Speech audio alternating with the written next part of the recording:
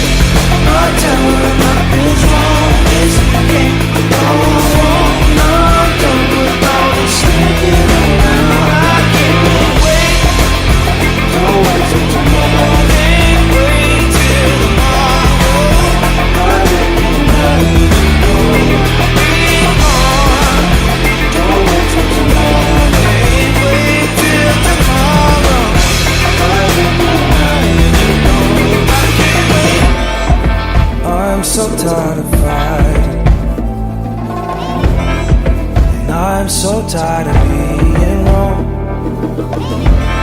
I hate to see you cry. There's no way I can right my wrongs and make it about us again. Me and that girl always been more than friends. Tonight he's gonna make you forget all about me. Forget all about me.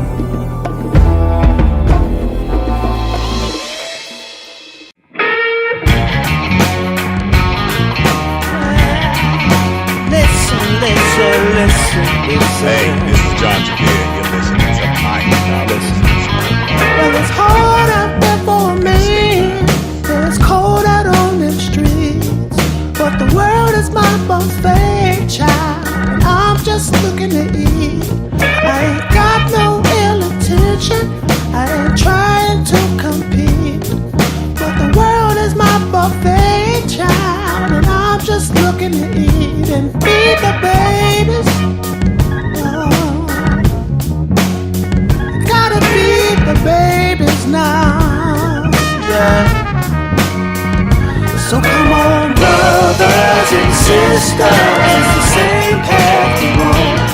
Come on, mothers and fathers, teach the babies to talk. Come on, brothers and sisters, it starts with the talk. Come on, mothers and fathers, stand up for your cause and teach the babies to love.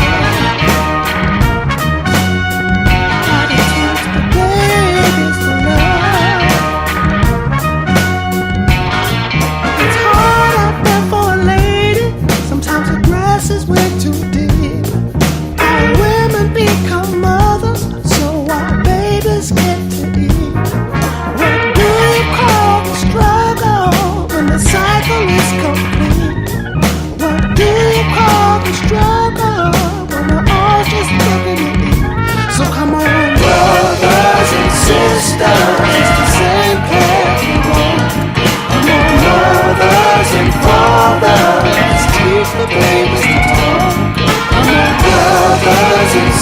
sisters, it starts with a song.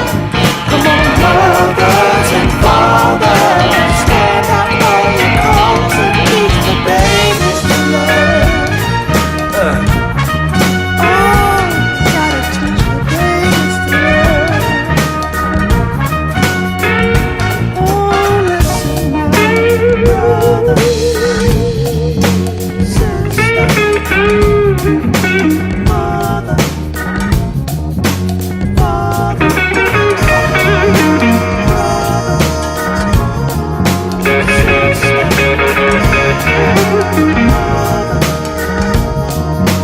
father, so come on, brothers and sisters, the same path we walk. Come on, mothers and fathers, teach the babies to talk. Come on, brothers and sisters, it starts with us all. Come on, mothers and fathers, stand up for your cause and teach the babies to love. Yeah. And I first want to thank you for following your dreams, because had you not followed your dreams, I wouldn't have been inspired to find myself in who I'm supposed to be and actually start out writing books as well. And since I read the first book that I read of yours was Deadly Rains, part 1 and 2, and from there I was just completely excited about taking part in being a writer. So May I ask what year you read those books? Oh my goodness, 2004, 2005. Thank you. And you must have been really inspired, because most people couldn't believe that the books were, one of the things that I got in the very beginning with Deadly Rains was that no one could believe that black people could have that much power. Oh yes, ma'am. Nor had an empire. Yes. And the first thing that popped into my head was this is like the Black Ewing family. It wasn't urban fiction, as they tried to call it, either. Oh, I could identify with it a lot. Do you know what I mean when I say that? Like, that was just straight fiction. Exactly. They did not. It to me, it touched on it because those things happen in urban areas. Every urban area in the United States is just not always the projects in the hood. No, it's not. And to pull me in, as a black person in business, to get pulled in like that, it started, I think, with Dutch. And that was to discourage black people from reading Dutch. That was to discourage the educated black mind. We're going to start the show. We're going to get into that, because that stuff is so prudent.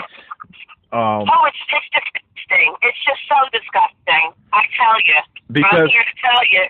Well, because even when I write my books, like I try my best to find some category that they fit into, and some of them are urban lit, but I have so much social consciousness, and the undertones and overtones are blatant in your face about what's really going on. And I don't want to call it urban fiction because nobody's going to read it. And then I'll give it a bad tone. It's been given. This is what I've noticed. If you're black, you're an urban fiction author. Period. And urban fiction is considered bullshit. It's considered crap. It's considered, less than. So if you write a fictional novel and you're a black person, they're going to call it urban fiction regardless. That's that. And that's to keep you pulled in. Period. That pool, that what they consider a cesspool and an unworthy pool, and you're not a real author, and urban fiction is this, and urban fiction is that. Yeah, that's me. That's not me. you. That's not what they. Well, that's When you dename and you defame and you take away the value of black products and you try to call it apples when it's really oranges, you know, I know what that is. And so that's the tone that was set a long time ago. And I think that writers and black authors who do write fictional books have any, like, you can't even write anything about the inner city or anything like that, because they'll call it urban fiction and put you in the cesspool. And I've even been on interviews, and I wanted to interview about the actual social consciousness inside of my book, and it's like they didn't want to talk about it. They wanted to talk about the story of it all, and I'm like, I don't want to talk about the story. I want to talk about the actual situation surrounding the story. You know, gentrification, all of these things, and like I just put it in the book and made it about a story because I realized people were reading stories. They were loving the characters and they could find themselves in it, and it resonated with them. And it's like, oh yeah, it was wonderful. It was a wonderful time for me, anyway. I enjoyed it. Well, you know, the characters, the people, their excitement, the readership, you know, all of it, and it's totally disconnected now. And I think that's sad because the thing with me is when it reached me at a point in my life where it was a dark point in my life. I was actually incarcerated at 30 years old for the first time in my life, and someone gave me one of your books. I first started out reading not Donald Goins. It was oh man, I read some Michael Baisden, and then I love them. And then someone gave me your book, and I read not Edgar Allan Poe. I read Stephen King's memoirs. Those were the three books that I read. I read Stephen King's memoirs after reading your book because I always liked Stephen King, and I knew nothing about you as an author, but I was so intrigued by your writing style and the things that you were writing about that I wanted to learn how to write. I needed to know what I needed to do to write, and in Stephen King's memoirs, it showed he outlined what he did in order to continue writing. So I kind of mimicked that that whole thing that he did. I got up in the morning and I was writing. Every morning I was writing. Before I went to bed, I was writing. I visualized everything. It was all in my head, and it was all inspired by reading what you had written, and it showed me. Reading your book showed me that there's validity in our community. There are stories that need to be told, true stories, real stories. And people can have the same stories that are parallel to what goes on in Caucasian books and European books, and it'd be the same stories. But like you said, it did. And at that time, I knew nothing about urban literature. I just wanted to write. Well, let me just say this too, and keep this in mind, okay? When you start talking about really penning a novel about life in the inner city, love in the inner city, crime in the inner city, devastation in the inner city, police brutality in the inner city, drug dealing in the inner city. When you start talking about love, childbirth, motherhood, single mother, when you start talking about the displaced families, when you start talking about regentrification, when you start talking about welfare recipients in the inner city, guess what you start talking about? You start talking about something that nobody else can write. Yep. the folks that live in the inner city. Yeah. And that becomes a problem. Because nobody can write it but us. Because we're the only ones that have experienced it.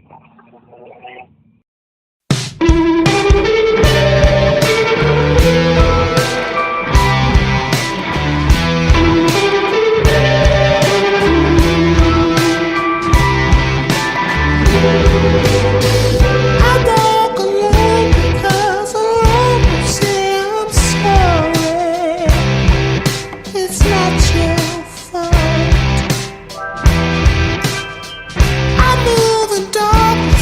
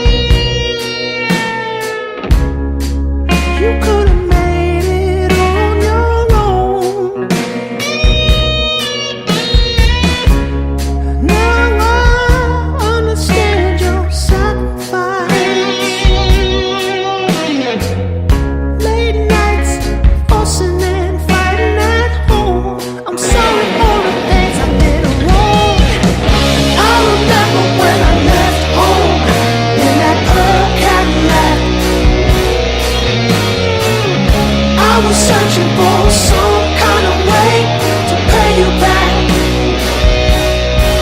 for your love, your love, your love, your love, your love, your love, your love, your love, your love. Well, I won't let you down. I will make you proud. Yeah.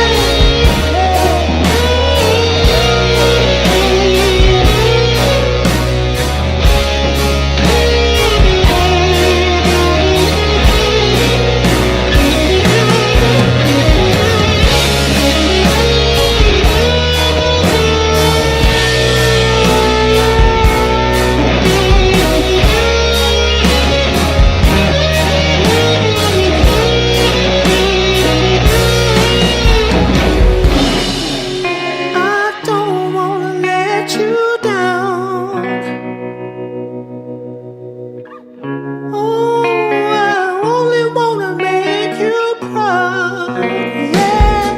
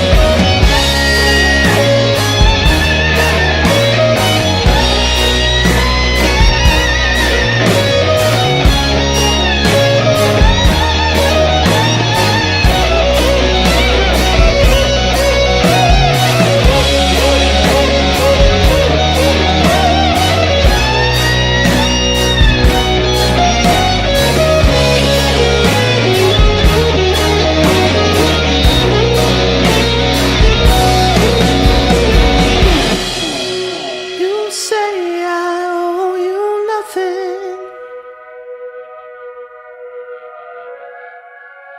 If I could, I'd give you the world.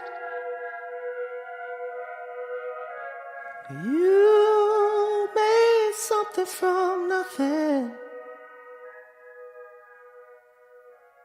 I thank God for such a beautiful girl. And I first want to thank you for following your dreams, because had you not followed your dreams, I wouldn't have been inspired to find myself and who I'm supposed to be and actually start out writing books as well.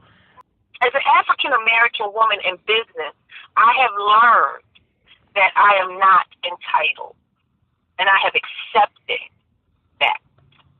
And so that logical thinking, to me, being able to accept and know that I'm not accepted and I'm not going to be treated equally, is what helps me work even harder. It doesn't discourage me. I have to know what my oppressor is thinking of me in business. And so therefore, I have to know that I'm not entitled to shelf space. I'm not entitled to Harry Potter treatment. I'm not entitled to a movie deal. I'm not entitled to be anything. But you got all of that. Period. You went out and you got that.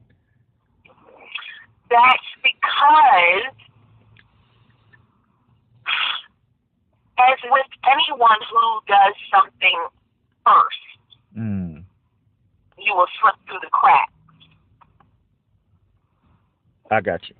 So I slipped through the cracks because I was first, and I was given lines of distribution that would be taken away from me in 2009. And I would be told that in business, we don't have to sell you any more than we have to sell Coca-Cola. And we're not going to sell you in any of our mainstream stores anymore. And you will no longer have shelf space. And I was basically replaced by who? Cash Money Books. Wow. Okay. Yeah. Just to be clear, in business, since it's women in business, this is the month to celebrate women in business. Okay, well, I'm not allowed. And so when you accept that you're not allowed to be in business, that you're not allowed to have your business, that you're not supposed to. You get that through your head. Then you start saying, okay, how do I move this mountain? How do I get around this? You know what? As a matter of fact, let me stop trying to climb the mountain. Because, my girlfriend, Vicky Gotti, she's so funny. She says to me, oh, my God. You're so ambitious. Like, oh, my God. Who does all this? Oh, get your headache. And I'm like, really, Vicky? So nobody does all this. She's like, listen, they're not going to let you. They're never going to let you. Why, Vicky? You know why. Stop it. Don't make me say it. So what do I do, Vicky? What am I supposed to do? You guys stop trying to climb the mountain. Oh my God, Teri, it's common sense. So what do you do when you? These are the people. Dude, this is my happy hour over here. Wait a minute. So Vicky, look, if I'm not supposed to climb the mountain, then what the fuck are you saying? Oh, Vicky, believe that. Then Vicky, No, what are you saying? You speak how you want to speak. It's all come. No, but seriously, Vicky, what are you saying to me? Listen to me. I'm going to tell you something. You can't climb the mountain because there's always going to be somebody up there. There's always going to be somebody up there on top of you waiting to kick you off. Stop trying to climb the mountain. You're just going to keep getting kicked off. You're just going to keep doing stuff to you. This is what you got to do. You want to know what you do? Yes, Vicky, please. Tell me. Jesus, tell me now. Stop trying to climb the mountain and tiptoe around it. Oh. You're too much. You're doing slowly. You do too much. You are an innovator in your own right. It was too cute. All these black people reading and shit. It was too much. And so, when I look back and I reflect, and this is what people have to understand. When I look back and I reflect, and I say all the time, well, let me tell you what happened. What happened to me one night, this is a wonderful story. I have a friend of mine, his name is Pastor Sean. I'm not going to say his last name. But he always likes to come and party with me. And so he will come with me because he's in Maryland and he's not, he doesn't want to drink because he says everybody knows him. And then it would mess up his pastor thing. I'm like, oh my God, well, come drink with me. I'll never tell. So he comes and drinks with me. And so we're at the bar, me and the pastor, good pastor now. And he says to me, I just could not put Dutch down. Girl, that book right there. He said, and you got all these black folks reading it. It's just wonderful. The black folks are reading and everything. And he said to me, Teri, God is really using you. Mm-hmm. And so, this was at a time when I was really getting a lot of money. And, I'm very short and just ridiculously getting too much money. And I looked at him and said, really? Well, what do you think, since you know everything about God, what do you think he's using me for? And he looked at me and he said, I don't know, but you might want to make that your life's mission and figure it out. Because you are being used. And when you get in money, this kind of talk don't really, you'll be like, whatever. You know what I mean? I'm moving a little too fast, but whatever. God uses me, he needs to be doing this shit. And you don't really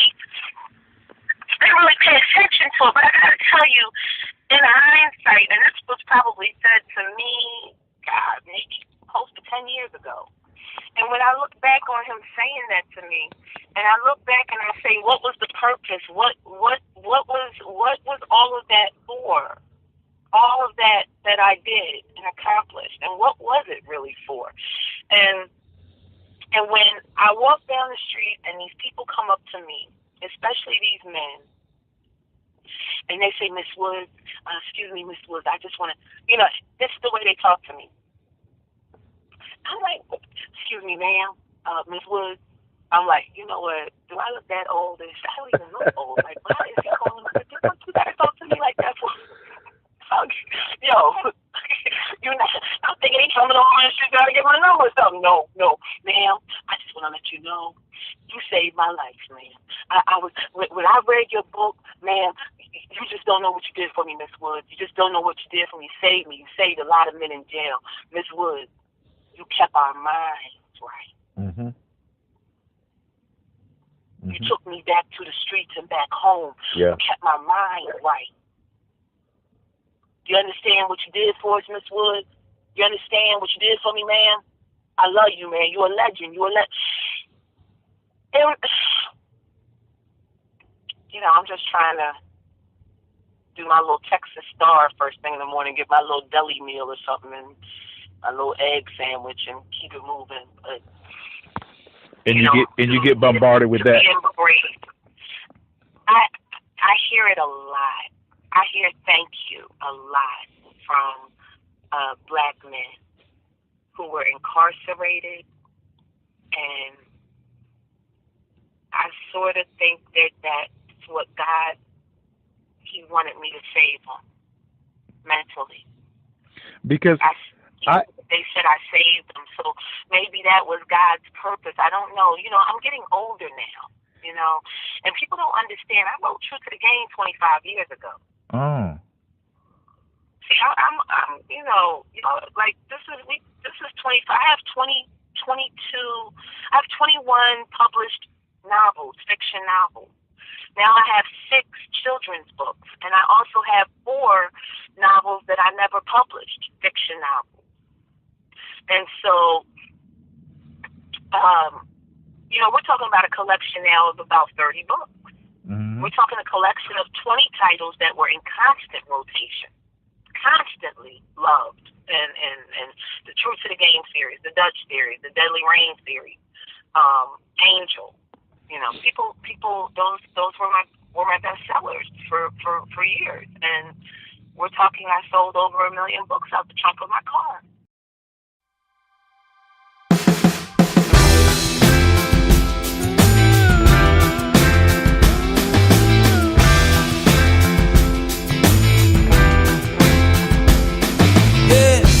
Baby, it's candlelight by choice now. Look how far we made it, yeah. Talks about traveling round the globe now. We can hardly wait, yeah. Well, baby, you think I feel nothing? You think I'm wasting your time again? Well, baby, we've been working on something, and I will always love you till the end. So whether I'm standing on the corner with my heart in my hand, or everybody's listening to the guitar man, whether I'm standing on the corner with my heart in my hand, or everybody's listening to the guitar man, I can't do it without you, baby, yeah.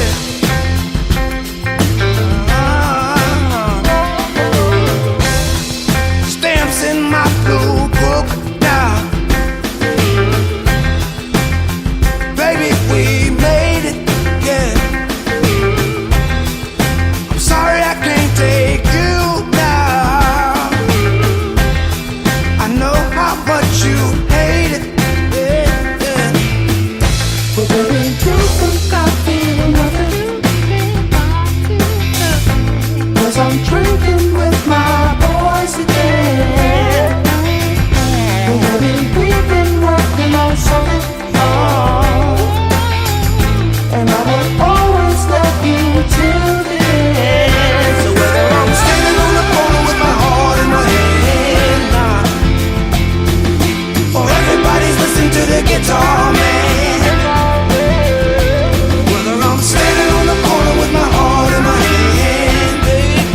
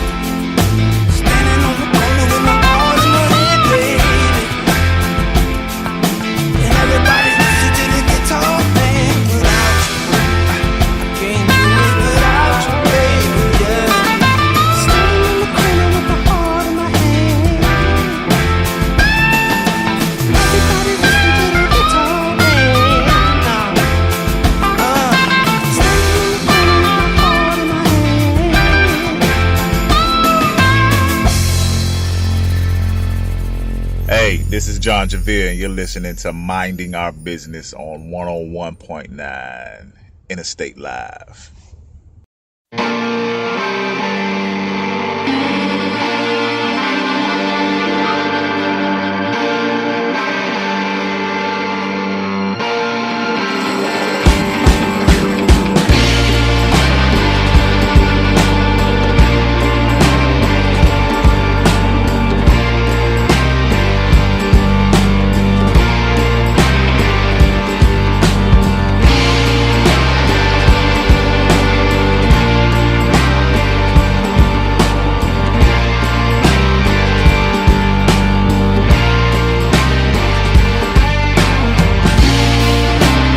Something's going on with me.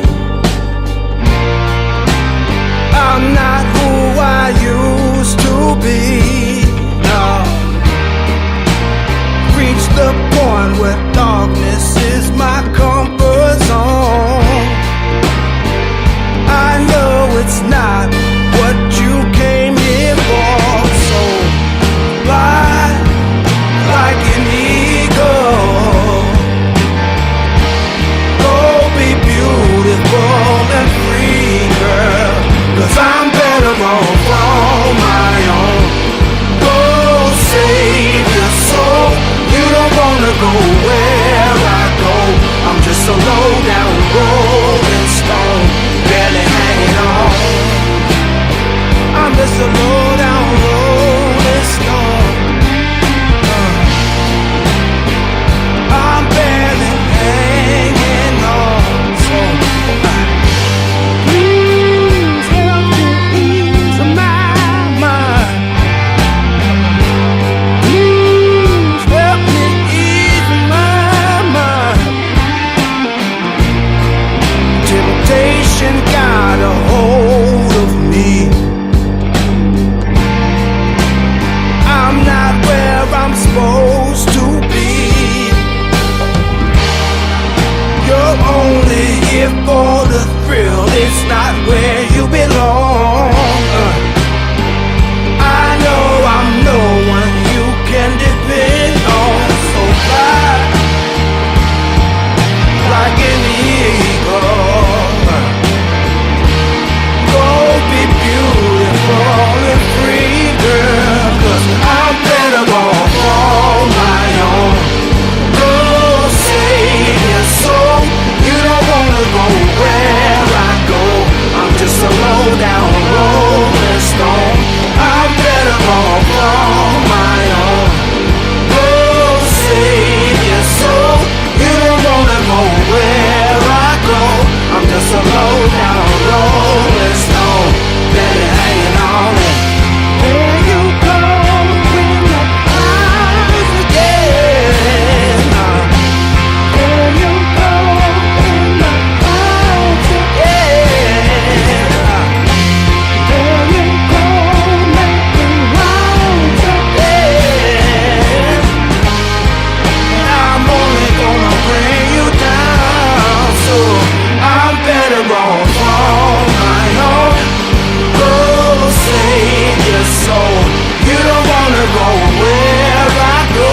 I'm just a low down rolling stone.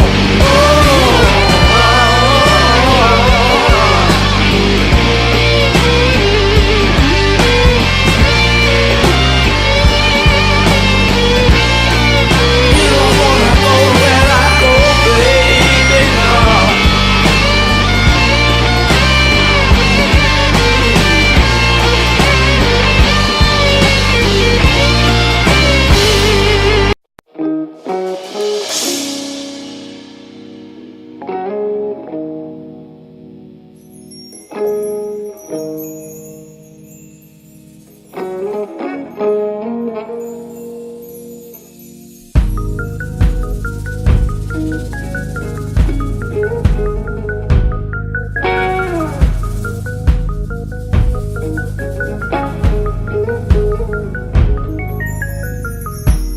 I left home to never come back, but I want you, but I want you.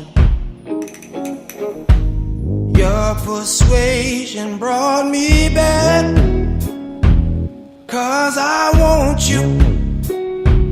'Cause I want you. Expectation got me running away. But I want you. But I want you.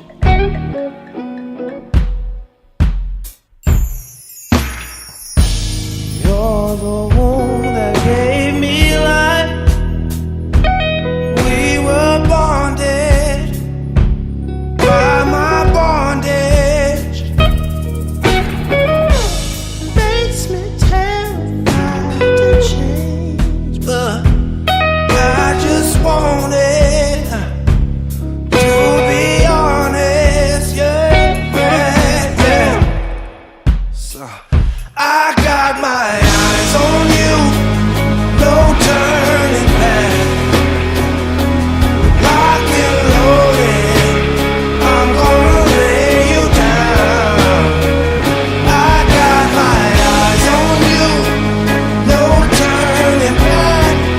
Now, locked and loaded, I'm gonna lay you down. Who do you think you are?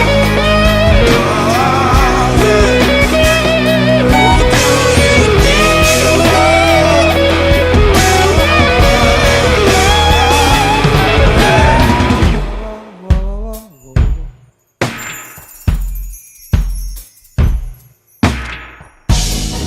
Expectations test my patience,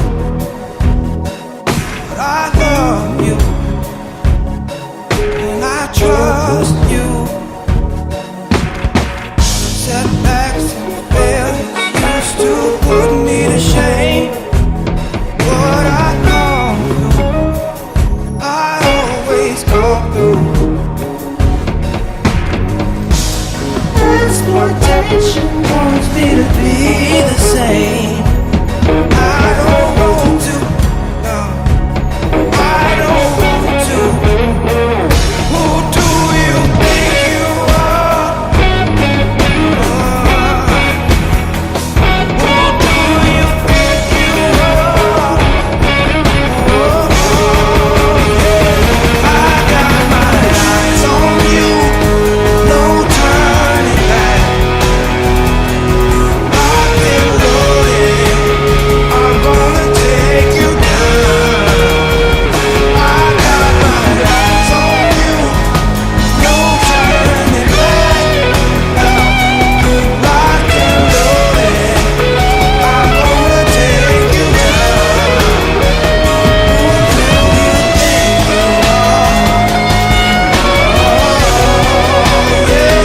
Who do you think you are?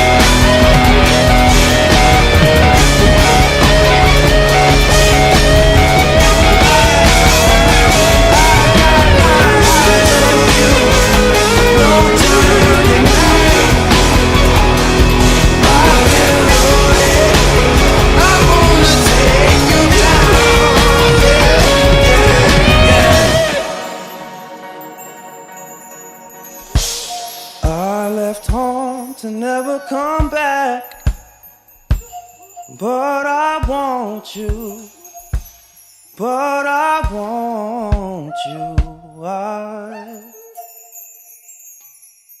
Let me ask you a question. As a young person growing up, at what point did you say to yourself, I'm good at this, I'm going to take this, and I'm going to run with it? What do you mean? When I decided to try to self-publish my book? Well, you gotta. Is that what you mean? Yes, ma'am. Yes, ma'am.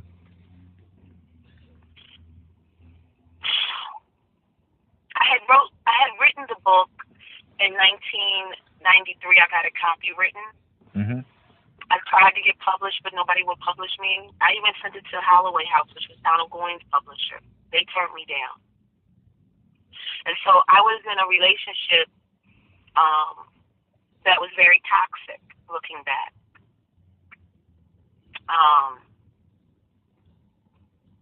You would think that I would write a book about Frankie. Yo. Is that one coming? That one right there. I tell you what. I know this one. I tell you what. She's sitting over there playing with them imaginary characters. There ain't nothing to eat. Go ahead. Let me see you. I dare you. I dare you in here. And so I was dealing with somebody who was very jealous of my imaginary characters, and he did not appreciate the time that I was spending with my typewriter. And you are being very, very modest in describing the situation. Baby, would you like to shoot on really? I'm like listening to you, and you're being very choice with your words and very, very modest. And I'm like, okay, we're gonna take it as that. Listen, I'm trying to be nice, but bitch, keep it up here, okay? Keep playing. So we had to put that had to go in the closet.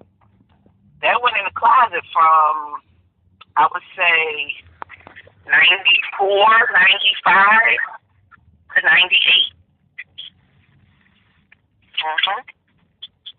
Wow. I think we got it. Okay, can you hear me? Okay. I can hear you. Wow. Yeah, so it went in the closet from 94 to 98. I was dealing with him. He had a lot going on. But Frankie he did not like the book. And that book had to go. And so it went into the closet. And I eventually pulled it out. And one of my girlfriends who did hair, her name was Tracy Green. And she read it. And she really inspired me. She was like, oh, my God. And she was like, girl, this is so good. You got to do something. And I said, really? She was like, Teri, oh, my God. Everybody's going to read this. Oh, my God. And so this was 98. And so we didn't have computers back then. So it was typed on a typewriter. We typed it up on a typewriter. And we crazy glued the pages together. I met this guy. And he had this stationery shop. The lady's name was Noveline Tanksley. And she, I knew she was crazy. She had to be crazy. Ain't nobody going to sit there and crazy glue 500 books together. But she did. Typed on the typewriter. Yes, wow. She did. With barely a cover. The cover was white with a gold gun. So let's make this.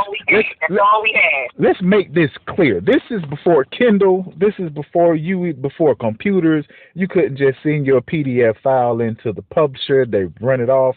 There was no. Let me Google a printing service. Didn't know what we typed it on a typewriter.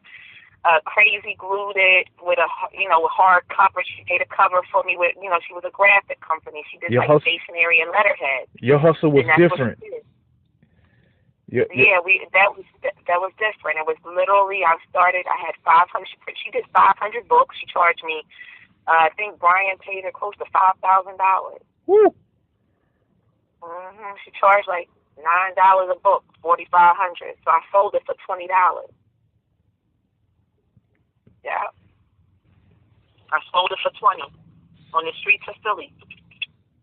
And so that's how I knew.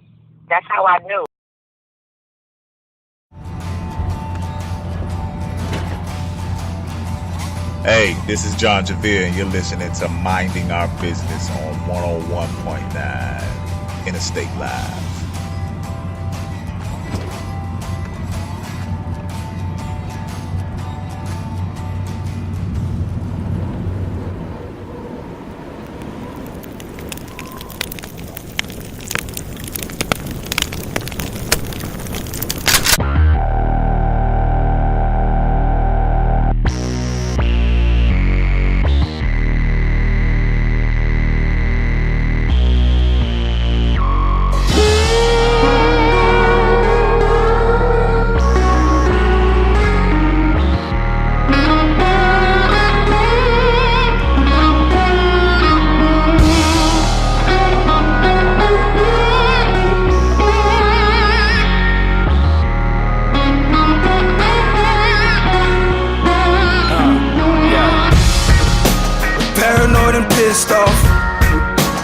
Now that I got the money, 50 acres and a Model A, right in the middle of Trump country.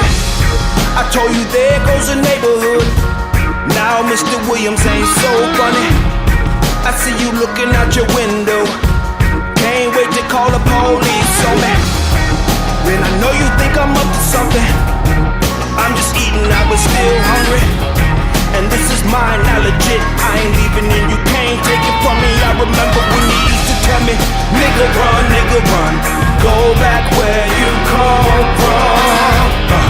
Nigga run, go back where you come from. We don't want your kind, we think you's a dumb bomb. Fuck you, I'm America's son, this is where I come from. This land is mine. This land is mine. This land is mine. This land is mine. Up till the sun comes up. No, I can't stop grinding, and I can't let them break me. No, I can't let them find me. You can meet my friend the governor, only if you wanna try me. You can meet my other friend the judge, just in case you think I'm lying. When I know you think I'm up to something, I'm just eating, I was still hungry. And this is mine, now legit, I ain't leaving and you can't take it from me. I remember when you used to tell me, nigga run, go back where you come